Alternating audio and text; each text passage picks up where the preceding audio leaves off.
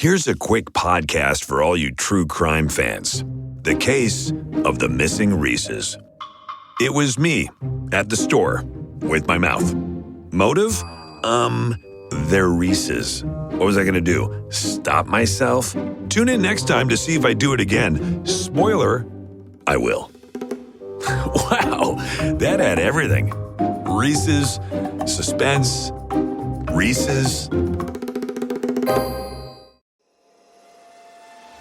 Last podcast on the left is all about the facts. So when Southern New Hampshire University came on as a sponsor, it was time to do some research. Turns out they offer more than 200 online degree programs, and get this, criminal justice and psychology are some of the most popular. Classes have no set meeting times, and tuition rates are some of the lowest in the U.S. Want to learn even more about SNHU? Visit snhu.edu/last. There's no place to escape to. This is the last podcast. On the left. Side stories. That's when the cannibalism started. Side stories. Yes.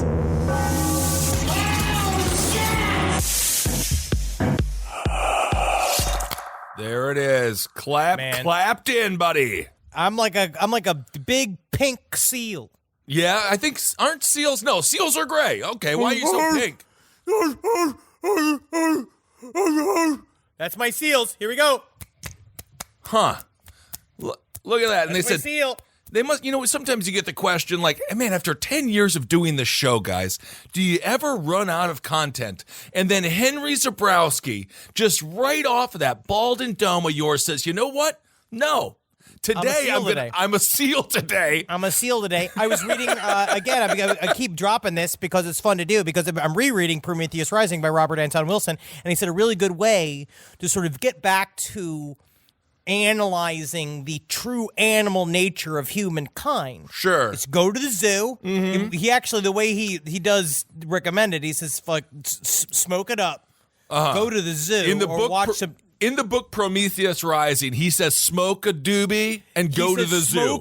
Smoke weed if that's what you will do, essentially, if that's what you like. And he said either go watch nature documentaries or go to the zoo and see how animals behave, and then see how you can then compare that to how humans behave. But that's like trying to analyze how humans behave by going to solitary confinement, going to death row, and being like, this is what people do when they're sad and locked up and away from their family. You bring up a very good point.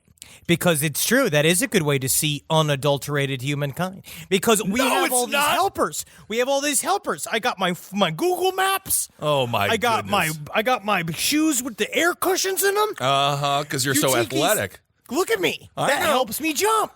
It helps me jump. Yes. And so if you take these tools away from me, what kind of ape am I then?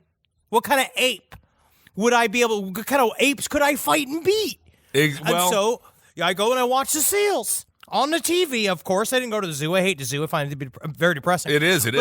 I watch it at home. The seals, they got made, man. They got the food right in front of them. It's in the ocean. It is all around. They roll over under their seal wives. I don't know. And their instincts tell them to give it. All right. Well, they're chasing pelicans. Well, they have quite a life. This is Side Stories. Yeah, there it is. Big seal energy today. It is the single dumbest thing that's ever happened. This is Side Stories. I am Benjamin Grant Kissel reporting live from NPR Studios, and we have Seal Boy Henry Zabrowski, evidently. Because he watched Why am I not a man? Well, you're a seal, so that's why. But I learned how to use the blade. Honestly, if seals learn how to use knives, we're all done. You didn't see me stabbing at Kissel on the Skype screen with my screwdriver. No, I don't know why all of a sudden we started recording, and maybe the past 4 or 5 episodes you've decided to not just hold a screwdriver, but clench it as if there's a home invasion, and this is the only line of defense that you have by your bed. This is a thing I learned from Marcus. I'm going to put this on Marcus. Really? Because Marcus, for years, when he was producing the show, whether it was doing Roundtable or whether it was doing Last Podcast, he always had various knives. Mostly knives, yeah. Just around, because it's fun, because as you're talking, Right. I fucking can thrust a knife at somebody. Also, you never know when somebody's going to fucking come behind me. My back is to the door in the studio, which I actually think I need to change. I need to flip this all around so I can be looking at the door and put a little porthole in all of the sound walls here so I can see at the door, just in case anybody tries to come at me and assassinate me. Well, I don't think you're really on the, I don't think you're a Kennedy. You know, maybe someone might be upset with you, but I don't think it's going to lead them to assassinate you, although you never know. But you are staring at the window, which is probably safer to be staring at the window, because if it is an invasion, they're coming through that way, not coming through the front door, because they probably assume you're Polish and you're armed. And you are assumed correct. Correct. I wonder about these types of things, because think about how powerful I would be as a martyr. Mm-hmm. But I wonder for what? Right. So, why did Henry mention seals? Well, we do want to do just a small update, because on last week's episode, by the way, speaking of babies as well, I hung out with a lot of babies, and I'll talk about my Minneapolis experience throughout the episode. But there's too many babies, and when I'm surrounded by many babies, I get very, very concerned, because I feel like it makes my sperm thicker. It could. Like, it makes my sperms jump higher. Well, you have to be nice. You have to sort of speak in like a higher voice, like, baby, like, how's you doing, baby? And then that's what I do with Wendy. Yeah, well, it's very similar. I speak to babies the exact same way I speak to Puffin. As a matter of fact, I attributed, like the movie Look Who's Talking, I attributed Puffin's voice to all of the human babies as well, because I just think anything that can't speak sounds super cute. Yeah, but you're not a character actor like me. No. As a character actor, you'd come up with little voices like, hey, my name's Tommy. Like, that's one baby's name. And another baby is going like, oh, buongiorno, come bene. See, character acting. Well, I don't want to make them, racist archetypes of an Italian, but yeah. That's not a racist archetype of Italian. If you've been to Italy, we could see the delta where it comes from. It is very true. So, anyway, we talked about that Russian whale last week on the episode, and it turns out, and then we mentioned the U.S. using dolphins to go find mines and stuff. And evidently, Henry, you'll be happy to know, the dolphins don't find the mine by simply exploding the mine. That makes me sad. Why do you say it? I'm not disappointed by that. I'm disappointed by that. I'm not saddened. I'm not saddened by that.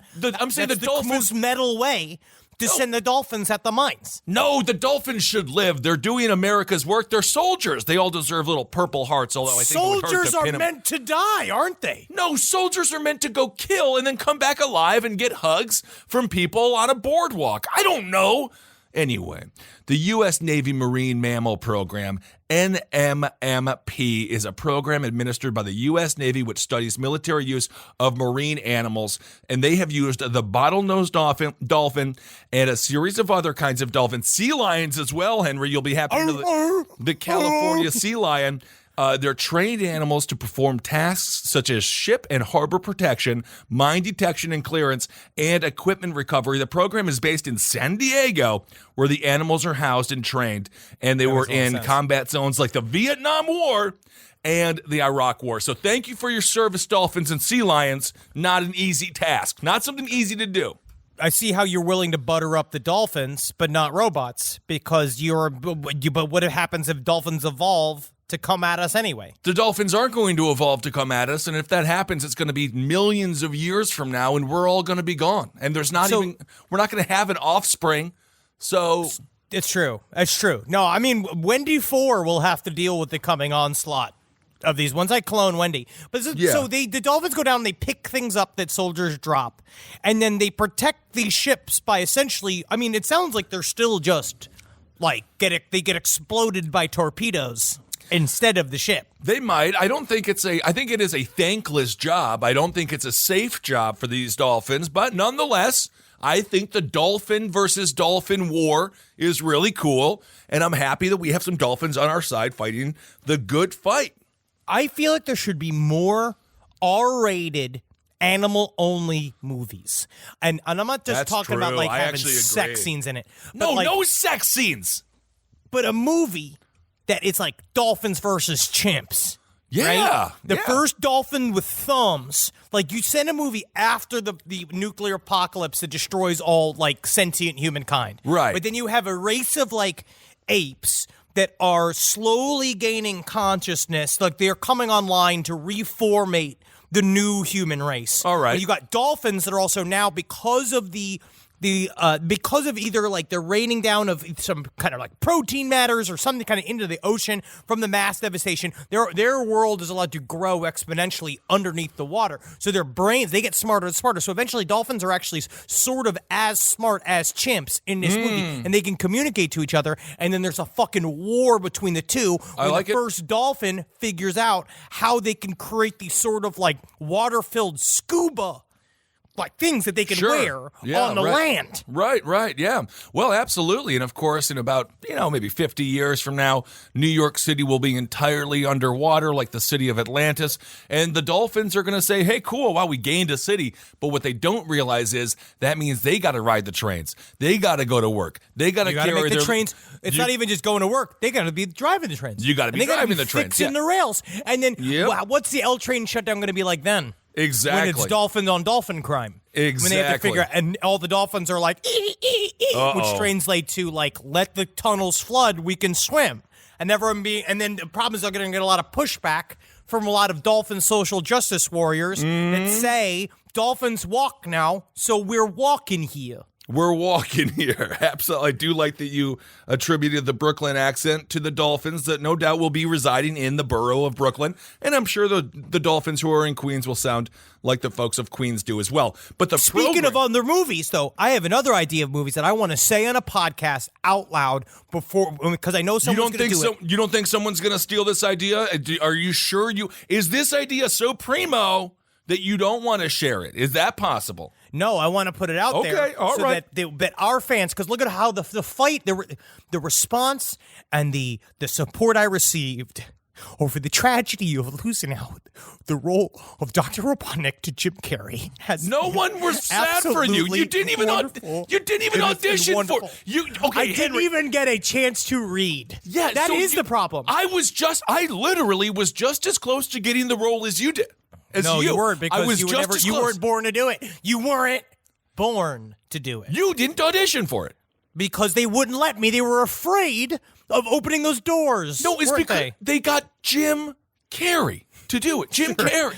Sure, yes, he might be some internationally famous comedic mastermind who might be in the middle of a renaissance right now. Sure, whatever, yeah. But is he born with the body that was built to fill those egg-shaped trousers? No.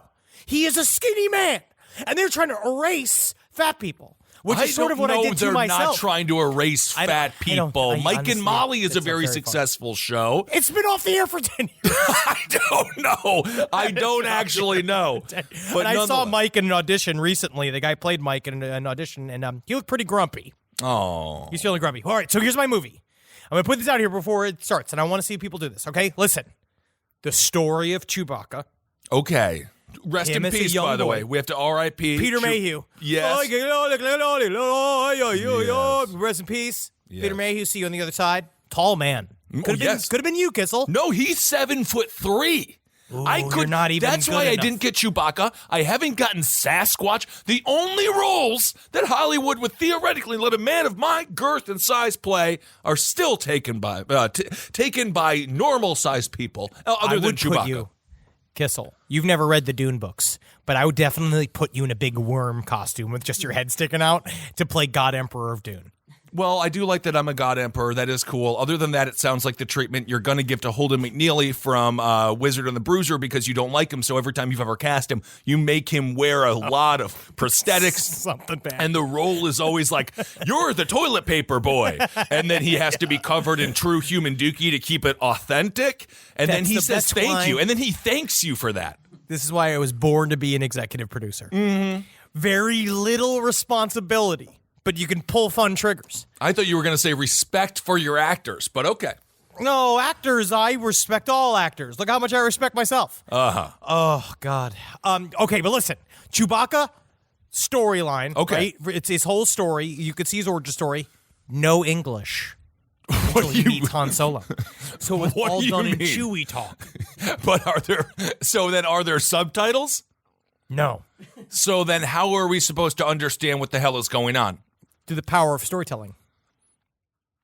Sometimes you don't need words. You do, to though. tell a story. No, you don't actually, always no, by do. definition, Images, you do need. Yes, images can tell a story, but for the most part, you do need words to also tell because that's kind of the whole speak thing. This is why people are afraid of my words, just like the brave warrior Nick DiPaolo.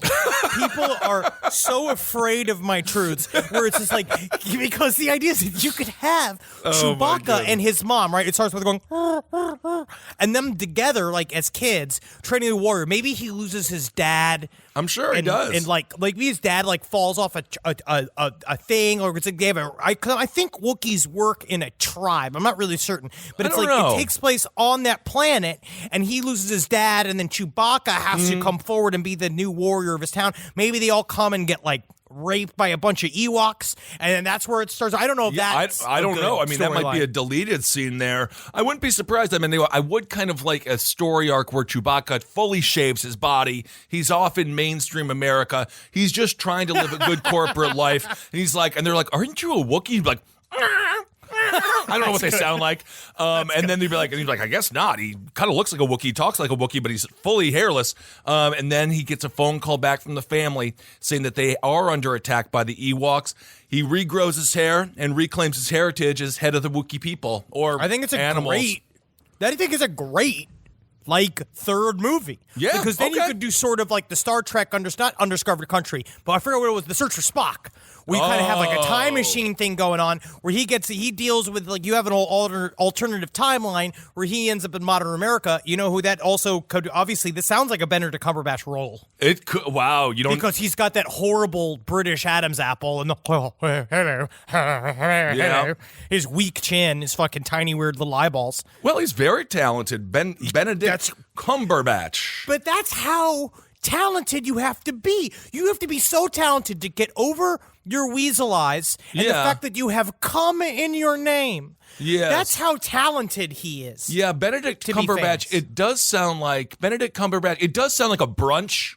It sounds like something you would order off a menu that at comes an with erotic breakfast restaurant. Yes, that comes with like unlimited mimosas. You'd be like, I'll have the Cumberbatch, please, the Benedict Cumberbatch. But you have to drink the shot glass full of cum in order to get the bottomless mimosas. Well, I mean, it's like I love a prank restaurant. Cheaper than paying. I don't know why. They wouldn't be turning a profit, but I guess the chef would be laughing profusely like he's a Sesame Street character or something. I think so. But did you see the Ted Bundy movie, the new Ted Bundy movie? I feel like we should maybe talk about it briefly because so many people have asked us what our opinion is on it. Yeah, let's do it. Just back briefly when it comes to the whales. You know what, though, Henry? It was controversial. There were some groups that said they don't want the animals to be part of the military, and they only want the animals to be used in non-combat roles such as mine detection, and the Navy has said we have a lot of oversight and we're making sure the animals are treated with dignity and respect. So we'll say anyway. They volunteered. They didn't. They can't even lift their thumb up to say I'll do it. They know what they were getting into. I don't know. All right, the Ted Bundy movie out on Netflix. It's called Extremely Wicked, Shockingly Evil, and Vile, directed by Joe Bellinger. Can I just say this? Right away, the name. What do you think about the name? Just start with that, because I was like, isn't it a bit much? Oh yeah.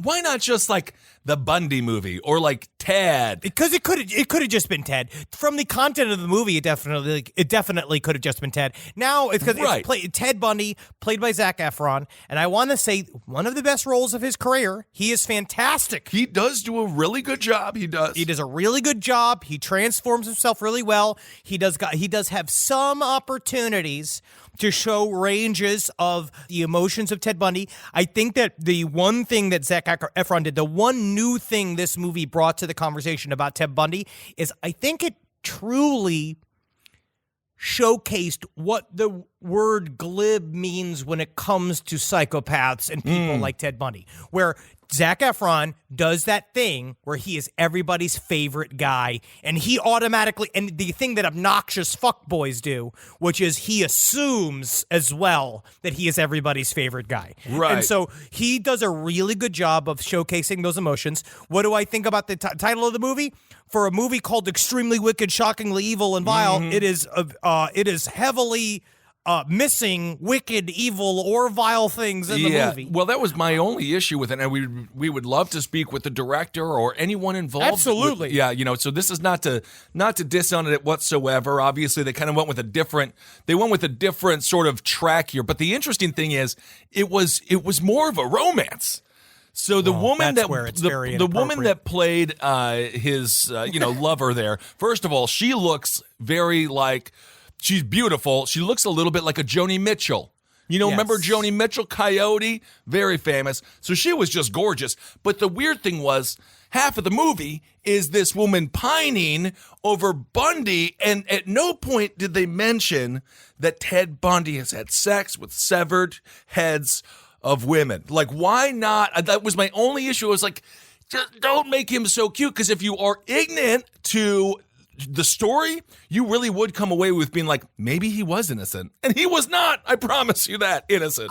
I do believe that the movie has a specific aim in mind, which is Joe Berlinger is a documentarian. He made the documentary, the Ted Bundy conversation tapes, the things that had just come out on Netflix. He made Paradise Lost. Yes. He has a keen eye on true crime and how to portray it and to weave these stories. I think he was trying to tell a story from a different perspective about Ted Bundy. Was. I believe he was trying to tell the story of what if we did know nothing and you only heard from other sources about what Ted Bundy did, and you are someone that maybe loved this person and you are hearing all of this crazy information that does not sound like the man that you knew. But right? didn't it sound like the man that she knew? I mean, I think that. Come on, like the woman. Obviously, it was heavily massaged. Yes, in this movie.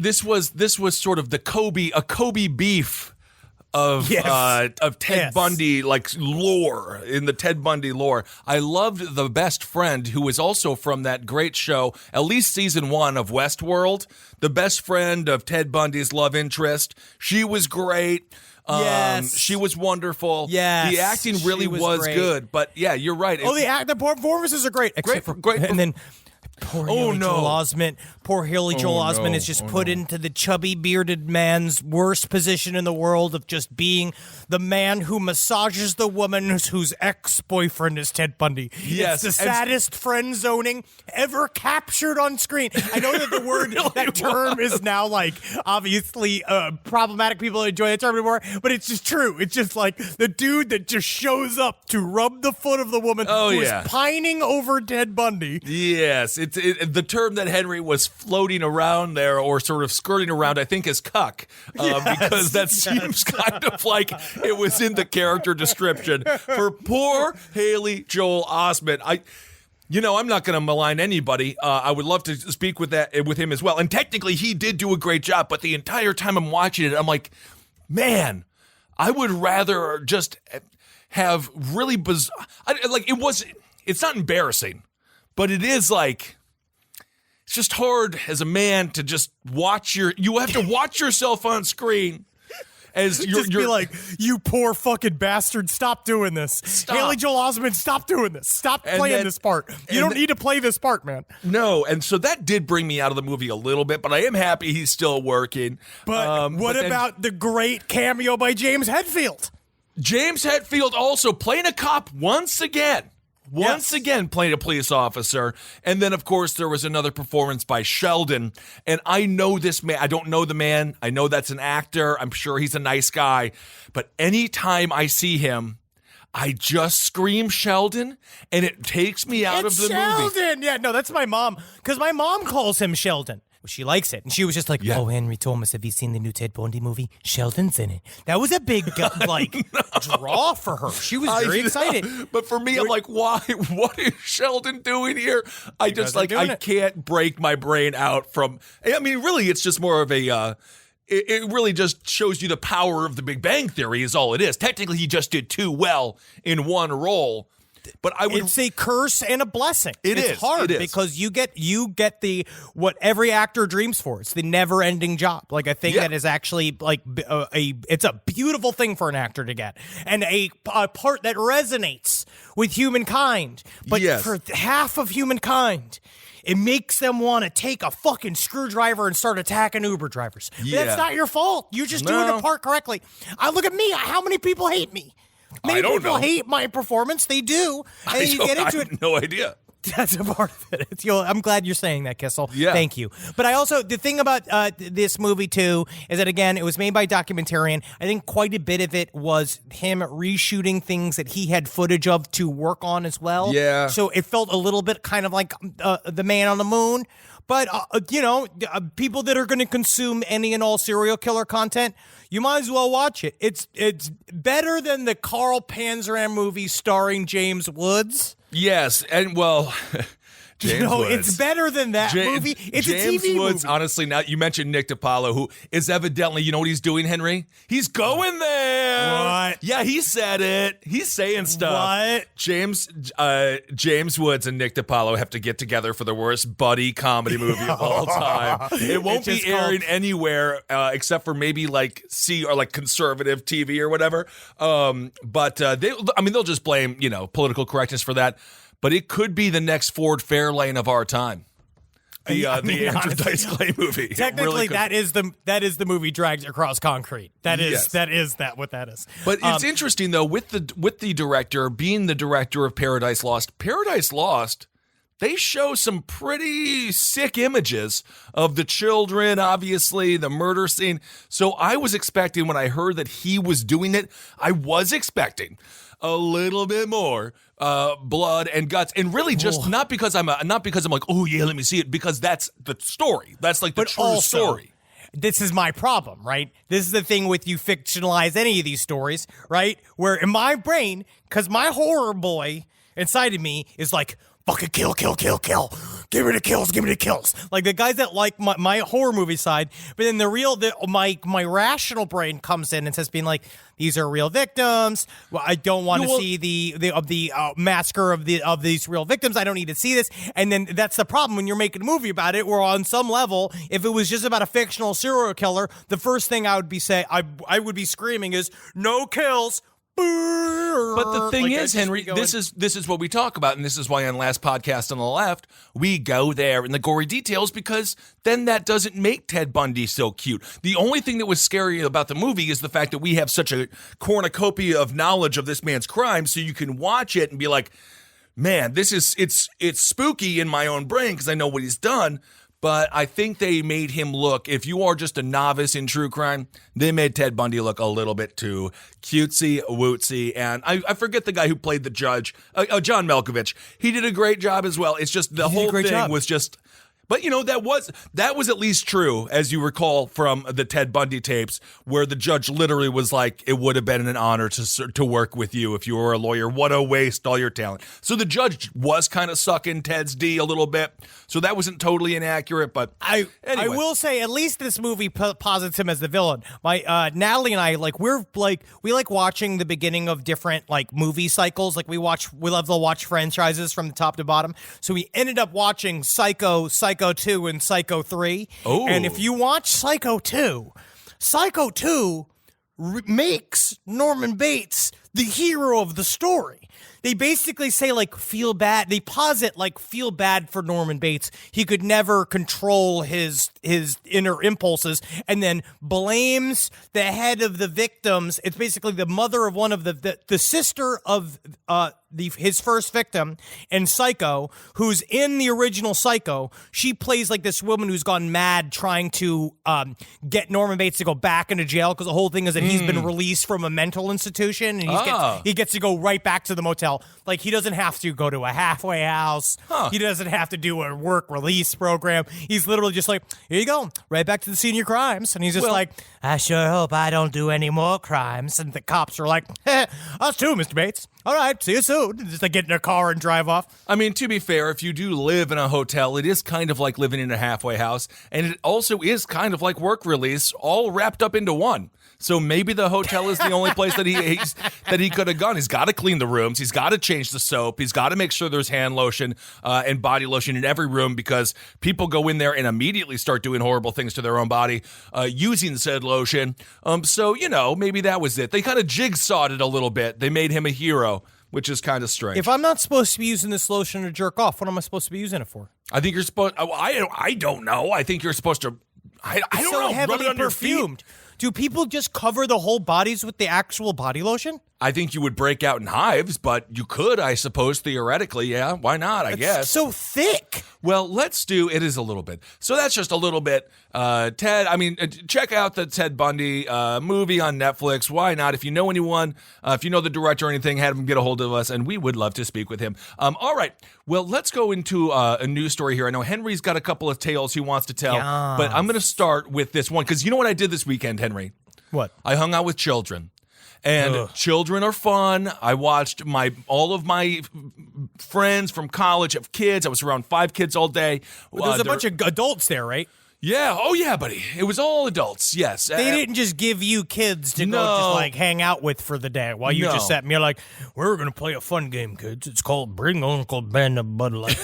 Right over there. You're learning how to be a father. That's what my dad used to do. I did have about 4 or 5 Bud Lights, and by like 5 Bud Lights, I was like, I'm starting to get these kids. I think they're really onto something.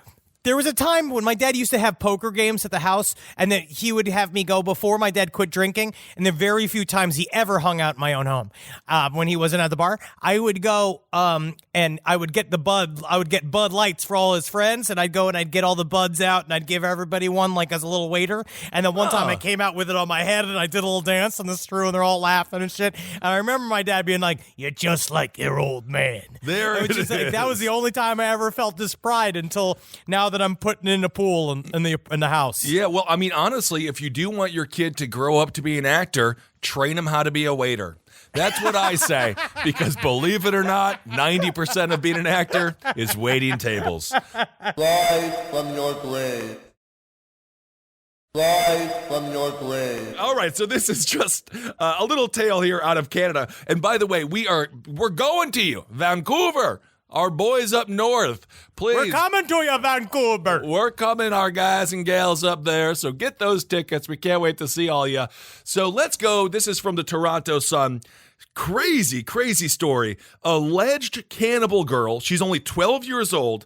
She tells classmates what brains taste like. A purported 12-year-old cannibal who joined the Feast of Human Flesh, and this is where this news article kind of loses me a little bit, with her 22-year-old, quote, boyfriend. I'm going to say with a 22-year-old pedophile, because she is 12 years old and he is 22. I don't think you can call that boyfriend girlfriend. No, I don't think so either.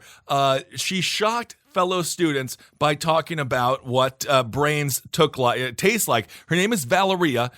She is a Russian cannibal, the pedophile cannibal who groomed her. His name is Arkady Zverev. He died in prison earlier this year before facing justice for cannibalism and raping a 12-year-old victim. Now, furious parents are demanding Valeria be booted from the school after she allegedly, quote, told classmates how she cooked and ate human flesh and other body parts. I don't know.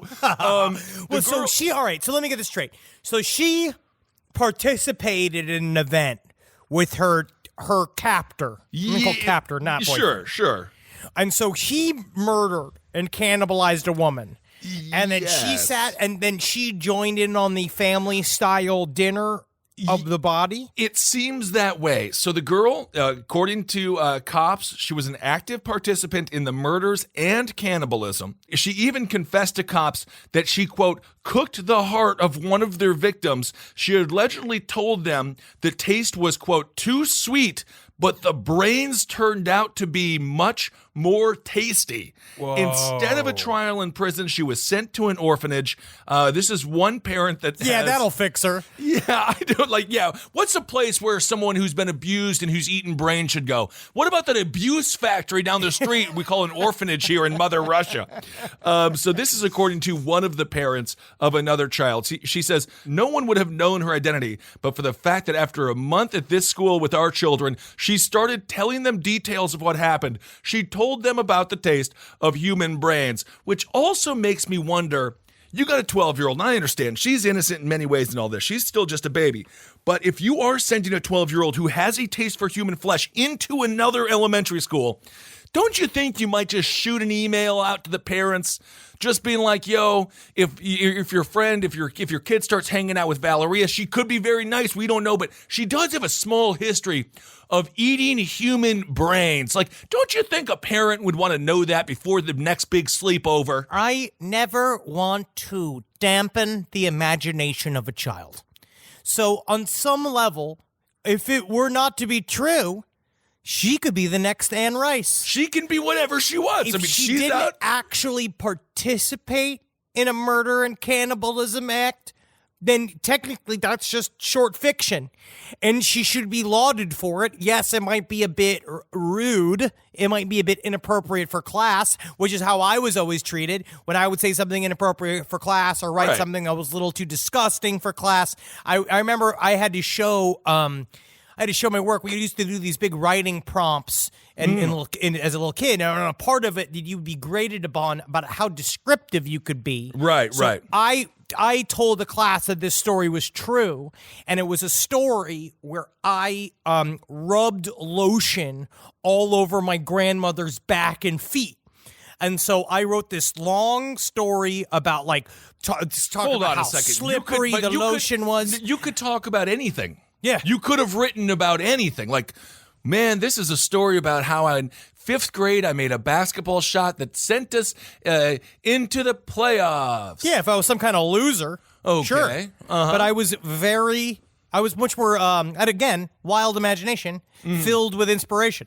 I go out there, I thought it was fun, and I ended up getting a really high score, but then I had to have a meeting with my parents about the content of what I was writing about, because they said that, they're like, well, it was very descriptive. That was the whole point of the exercise, though. That's what I was saying. And so I talked about how coarse the lumps on my grandmother's body were, and how she'd give me a little quarter, and I don't think it was real, But I remember writing this whole long thing, and they had to admit they were put in the scene.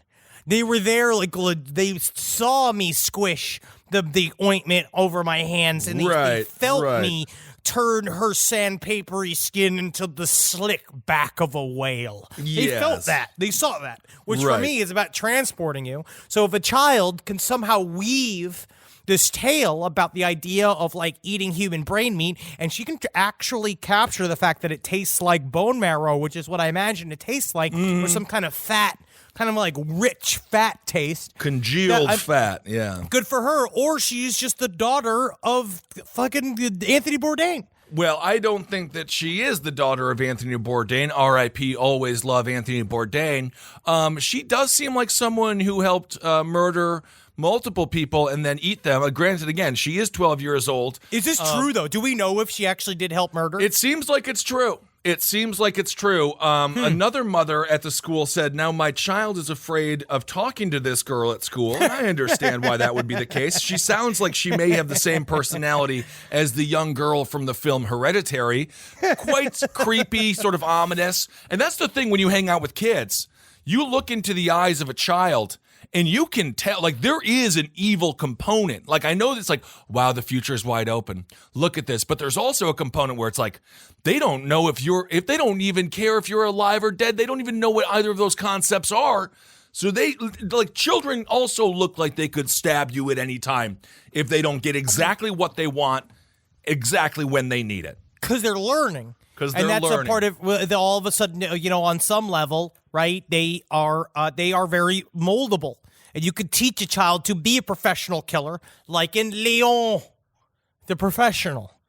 You can do that. Absolutely. You can get a child onto that wavelength, which is why children are so absolutely frightening. Yes, absolutely. But to that point, the orphanage director, Antonina, and I won't even pretend to pronounce her last name, it's a lot of T's and S's and B's, called Valeria an absolute normal child with no deviations. However, Russian investigator committee officials told the newspaper the young girl took part in this massacre. So there you go. There it is. She's also 12, She's 12. She's got a lot of time to change.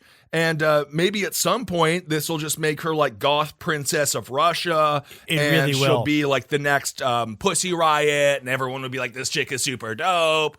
And if you are going to eat and kill people and you don't spend the rest of your life in prison, you got to be below the age of 12. Like, that's just the only time you could ever do that in life. So technically, I guess if you're going to do it, she did it at the right time. Yeah, because then you can grow out of it. You can grow out of the lasting effects. Yes. Or you become solidified with it and you're super into it. Or you become a gourmet and you become a chef because you start to fall in love with the flavor palette of organ meats. Could be. Nonetheless, the girl went through a lot of, I can't even imagine that 22-year-old schmuck. I doesn't say how he died in prison. He was only 22 years old, so I don't know. Maybe he got his ass kicked and they just bludgeoned him to death the way that they killed Jeffrey Dahmer. Really have no idea. But yeah, I think that is the true criminal in the story, is this dude. This story, I think, is interesting, that I did not realize it was connected to Scientology, but it is. Hundreds quarantined on a cruise ship in St. Lucia because of a measles infection. Health officials on the Caribbean island of St. Lucia? St. Lucia? Yeah, I think maybe St. Lucia. I'll go with I like Lucia better than St. Lucia. It might be St. Lucia. Yeah, it could be. I like both, Kissel. Yeah, whatever. Sure. However it's pronounced, it's just fine with me, I'm sure. They quarantine a cruise ship, and cruise ships are already just floating diarrhea clouds. It's all a bathroom. It is a bathroom on the sea. It does have some beds and a buffet, but it's mostly just dookie. That's where you keep drinking. You have so to. you forget. Yes. They discovered a case of measles on the board. Authorities confirmed the case Tuesday morning, said Merlene Frederick James, St. Lucia's chief medical officer. The vessel was locked down later that day, an attempt to stymie any potential spread of the highly contagious disease that is sickening people in the United States at a record pace, fueled by anti-vaccination misinformation. No one is allowed to leave the ship, Frederick James said in a statement, because of the risk of potential infection, not just from the confirmed measles case, but from other persons who may be on the boat at the time. We thought it prudent to make a decision not to allow anyone to disembark. So they're just stuck on the ship. They gotta be. I talked about this a little bit on Abel Can Stop It as well. It's like, it seems as if there is you got hardcore, religious types, cultist types that aren't anti-vaxxers, that are anti-vaxxers. Then you got hippity-dippity types in like your neck of the woods in Los Angeles. I wonder if Scientology, they must have a large contingency of people. Obviously, they're against modern medicine in a lot of ways. They're against psychology, against therapy. There must be a large contingent of Scientologists who are anti-vaxxers. And if you have not been vaccinated, please God, just go to Walgreens or something. Just get vaccinated. We don't need to have the mumps coming back here. I say, you know what? If you don't get vaccinated, then I guess that you just get what you deserve. No, but then they give it to us. Then they spread it to us. No, I know, but it can still. It's just better if no one else has measles. I don't know why we're coming out with the 1900s epidemics again. It's because we were because at some point in the recent years, we were dangerously close to progress, and the old school suicidal impulse of human race kicked back for some reason, which is why we're at where we're at right now. Very good. Well, that's we don't need to rebel against modern medicine because we're not still stoning witches. Now, health officials, which I think is interesting. So they had basically quarantined this boat. They said nobody can get off it, but they specifically were not identifying what this boat was until finally one of the Coast Guard told NBC that the vessel is Freewinds, which is fucking one of the Diamond of Sea Org, the 440-foot boat owned by the Church of Scientology. Right. Yeah. Now, obviously Scientology is no one's responding to a request for comment. But Freewinds to them is a very, very special place for a Scientologist. Okay. They believe that boarding the ship is one of the most significant spiritual accomplishments of their lifetime. You could see they have a tour of it. It's a Carnival cruise. What do you mean? The YouTube tour, it's very, very interesting. They call it a distraction-free environment for ministering the highest level of spiritual counseling available in the Scientology religion. It's absolutely impeccable. It is incomparable. But and any... Hold on. It's a distraction-free environment. You're in the middle of the ocean. Every time anyone would be speaking to me, I would be like, we're also in the middle of the ocean right now. This thing can go down at any time. That's an ultimate distraction. The fear of drowning. I don't think that I could actually really focus or meditate too intensely with the fear of possible drowning like the Titanic, minus, having a wonderful love affair. This is your anxiety speaking. Some people in the middle of the ocean, they find nothing but tranquility. Not me as well. I want to throw a chair at it because I feel like the ocean's lying to us. Oh, your surface is calm, but what about underneath? What about underneath? It's all full of plastic. You just have a bunch of old computer screens down there, or just a bunch of water bottles. It's disgusting. So the idea is that you go on this boat, and it's supposed to be the most beautiful spiritual experience in the world. And then according to one of the Scientology leaders, John Carmichael, he said it's very interesting because Scientology does not have official rules regarding vaccinations. Scientologists, they're pretty independent people, says John. Though I will say this. They tend to do a little more research, perhaps, on the effect of various medical procedures or whatever. They make their own decisions. But those aren't decisions that the church tries to influence in any way. Wait a second. How? That is impossible. You cannot be a member of a cult, even Scientology, which is a large cult, still a cult, and then still be an independent thinker or an independent person. It's totally counterintuitive. It's like when you see the biker gangs that are just called like the lone wolves, obviously with no understanding of what the word lone means. I don't think you're ignorant. I don't think that they are the most free-thinking people, the Scientologists. But anyway, no, you don't get it, man. They're actually freer than you. You fucking how are they freer than me? They're dying of measles in the middle of the ocean. Freer than oh you, my buddy. God. Well, measles have sickened more than 700 people in 22 states. And evidently in California, as I was mentioning, hundreds of moviegoers at the showing of Avengers Endgame also broke out and they were exposed to measles because just one woman was infectious. So that's kind of an appropriate name. It was really brave for Marvel, Fox, Disney. I don't know what the conglomerate of the company that owns it anymore.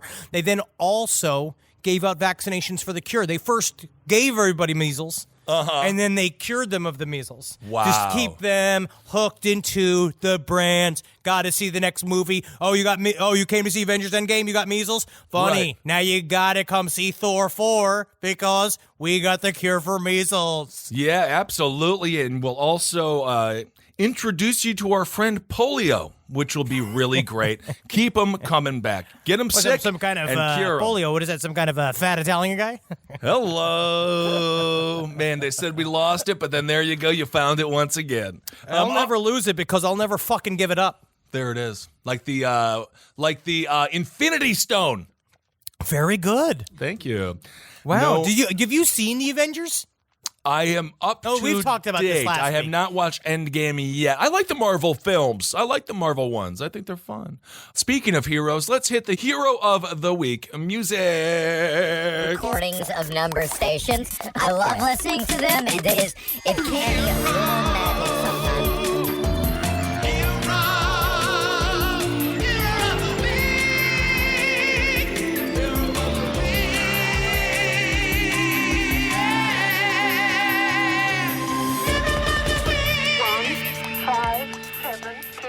This hero, we talked about animals a lot today, Henry. Remember when you started the show being a seal? Yeah,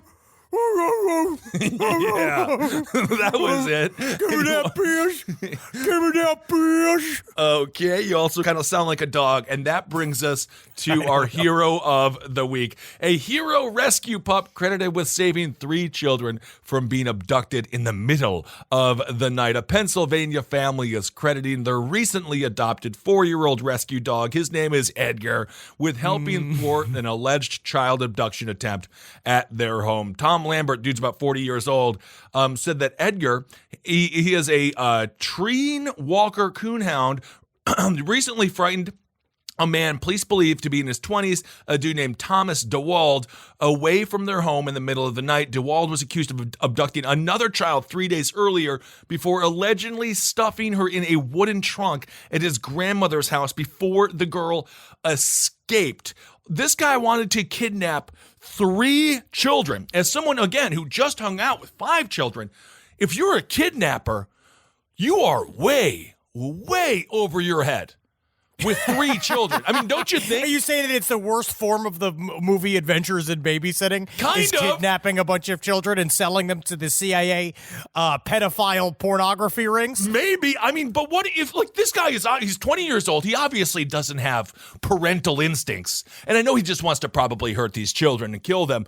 Yes. But it just seems like I don't kids, think I don't think he's taking them to fucking Carvel. I don't think don't they're know. taking everybody, picking them up and taking them to fucking Kennywood. No. I think that he is taking them to systematically murder them. But if you look at a tree-walking coonhound, if you look at this treeing walker coonhound, these dogs, it's a beautiful dog. Beautiful dog. Yeah, gorgeous dog. So it was his growl howl. That's what Lambert said. Again, that's the father here. It was his growl howl that bothered the intruder. He said, quote, "It was obvious he was really upset, and as soon as I got him to quit barking, I heard sounds of someone going down the stairs." That is, honestly, that's the ultimate nightmare, right? Someone's in your house, you hear the sounds of someone going down the stairs, you got to grab your hammer, you got to grab your screwdriver, you got to grab anything you can to protect yourself. Lambert said he went downstairs to check on the noise on April 28th when he discovered that the kitchen window and door had been open. He told the paper that he immediately ran back upstairs to check on his 3 young daughters who were asleep in their beds. The dog started barking and woke up the homeowner and scared away DeWald.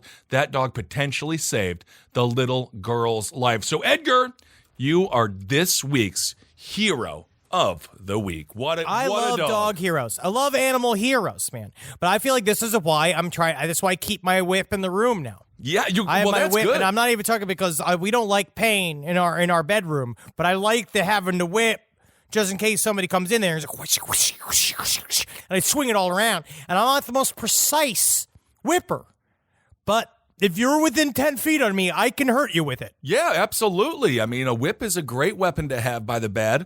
I just saw an infomercial a couple of days ago for the shotgun thing, like a shotgun holder that you can literally put in your, like, between Seriously? your box spring and your bed, and it holds your shotgun. That's fucking sweet. Well, I think you're just going to end up shooting your kid as they enter your room to try to cuddle with you because they had a bad dream. But nonetheless, that's why I don't have kids. You got to protect yourself. Get a dog. Get a dog. Get a dog, because Wendy she doesn't do anything. She'll wake up sometimes in the middle of the night to try to get her, make her walk out. Like, we have to go, like, let her out for a second. Yep, absolutely. But that's not too bad. It's cute. And I never think she's here to kill us. No, never. And chihuahuas. I mean, chihuahuas will save the life. This is according, again, to the dad. He said, without Edgar, genuinely, who knows whether our daughters would be here right now. Our family was 100% rescued by our dog that we rescued. So that's a good reminder. Get out there. Go to the shelters. Many potential hero dogs await the castle of their own, and they will protect your family. They are great. Seriously. And also, we were talking about this a little bit before we were recording. There's something about the small dogs, too. Oh, yeah. Small dogs are little fucking terrors. I've watched Wendy change. Wendy will change and do this. She has this crazy scream that she can let out. I know. It's very, very scary. And it seems to come out of nowhere. It just seems to come out of nowhere with these little guys, but they are the best. I've been trying to train her where I can lift her up like a javelin and throw her at an attack. That would be fucking sweet. Be cool if that was like the last thing an intruder sees is just Wendy, like a little spike-looking dog, just attached to its neck as he runs around in circles as he slowly bleeds out from his veins. That's so fucking dope. Cool. Carotid artery. That's what you want to get. You got to have Wendy sniff a lot of arteries or something, and then she'll know where to go. I don't know. I got to put a knife on her head. Yeah, that's a good idea. That'd be fucking sweet. All right. Well, right? Do we have anything else? I think that's basically. There's a couple. I want to say I've received, like we always do, incredible letters from of course. the fans, people who listen. I got a couple. One was a the thing, what I do like about these types of letters is that I'm never allowed to read the exact information that's put into the letters, right? Because it's secret, and I'm not allowed to reveal the name of the people who wrote the content. But I had at least 3 emails from people that worked for the U.S. Navy, who've done night watch, that have done various levels of position within the U.S. Navy, and each one of them said, if you ask any one of us who's done any sort of night work on a ship, or anywhere where we are, anywhere out like on a base, any of this kind of stuff, we've all seen shit in the sky. It's awesome. We've all seen stuff. They're so excited about the change in policy of the U.S. Navy. I love stuff like this. I received a postcard that just said, look up U.S. Navy patent US 101445332B2. Okay. And when I looked it up, and there's a lot of people don't know whether or not this is patent trolling or not, but it is a U.S. patent that was made that is a craft using an inertial mass reduction device comprises of an inner resonant cavity wall, an outer resonant cavity, and microwave emitters. Essentially, if you read this patent, it is a theoretical design to the back engineering of a UFO. Cool. And the technology seen in UFO. It is, I love this kind of shit. If you have more of this information, send. If there's anybody from the U.S. Navy that wants to actually go on the record with a story, I would love to talk about it on the show, because you guys seem to have a lot of these stories. Absolutely. People saying they see porcelain objects in the sky. Discs, like we are in the middle of fucking disclosure, dude, and I'm just I'm fucking rock hard for it. Yes, indeed. Well, I don't know about rock hard. Those stories. These are like clap emoji tweets. Like a strong. Give me those stories. A hard clay. You're like a hard clay hard, which I think is great. No, man. I'm like a hard penis hard. Okay. Well, yes, please do, and let us know if you have those stories. Henry and I would love to interview you on our Patreon interview series. If you have not had a chance to give to our Patreon, please do. I think it's just the $5 a month level. Last week, Henry and I had a chance to interview John Douglas. You might know him from that famous show called Mine Hunters. He's also a many-time over author. Really fascinating guy. So hopefully you can enjoy that. And if you are in the military or I think focusing on people in the military here is probably the way to go. Let us know if you do want to come on for our Patreon interview series. If you do have some stories to tell, we would love to hear your stories because you guys are all on the front lines of the UFO information war. So that's really awesome. You're the brave ones. Yeah. Okay, everyone. Well, thank you all so much for listening. I guess that's how it is, man. Live every day, man. Live every day like you're gonna get free cookies at the mall. Ooh. If you live. Can they be Otis Spunkmeyer? Whatever fuck it is you want it to be. Okay. I want Otis Spunkmeyer. That's what it could be. Whatever you want. Okay. Right? Just live like you're excited for something for once. Right? Try to get it up this week for life. Mm-hmm. Live love. Love your you know what's important to give love to? The people that do the everyday things for you that you forget about. Your mailman. You see your mailman or mailwoman, you like the fact that they deliver your mail? Give them a joint or give them a little kiss. Ask them if they want a kiss. I don't think either of those would be particularly something that they would desire, but give them a flower if you're a woman that's wandered in from the highway. I don't know. Give a gift to these people. Your barista that you see every day. Sure. The guy selling you your halal meat every day. Sure. Give him a kiss again. No, kiss just these give him. people. What about money? Just give him $20. Just throw $20. Some people don't have money, but you know what we all got? Lips. Unless you're one of those poor people who lost their lips to cancer, and then you are a laughing, screaming skull, and then I don't know what to say. Then give them a hug. Give them a hug. Give them a hug. I like that. Give these people and laugh. Just laugh once, because sometimes you have to. Sometimes I don't know if I've said this before. Sometimes you got to fake it. You do before you feel it. Sometimes you got to get up and you got to go before the first real laugh comes. It is mildly psychotic to do that, but yes, absolutely. It's mild. You know what else it's mildly psychotic to do? It's mildly psychotic to try to make your life better. But you gotta be, Kissel. Sometimes you gotta be mildly psychotic to make it in this life. You see how I'm gesturing at you with this screwdriver? I do. I actually do, and it is scary, and I'm happy you're an entire country away from me. Okay, everyone, thank you all so much for listening. We love you. Check out Abe Lincoln's Top Hat this Thursday. I think the show will probably come out on Friday, but I got Ken Bone on, and we're going to talk about his experience with Bill Maher. You have fucking Ken Bone on? Yeah, it's going to be sweet. Did you just fucking throw a water balloon at him, or did you talk to him? No, he's coming on Thursday. That's fucking pants him and shoot, videotape it. Yeah, absolutely. Can't wait. All right, everyone. Thank you all so much for listening. Hail yourselves. Hail me. Magustalations. Hey, you out there? Hey. You doing good? You're doing good. This show is made possible by listeners like you. Thanks to our ad sponsors, you can support our shows by supporting them. For more shows like the one you just listened to, go to lastpodcastnetwork.com.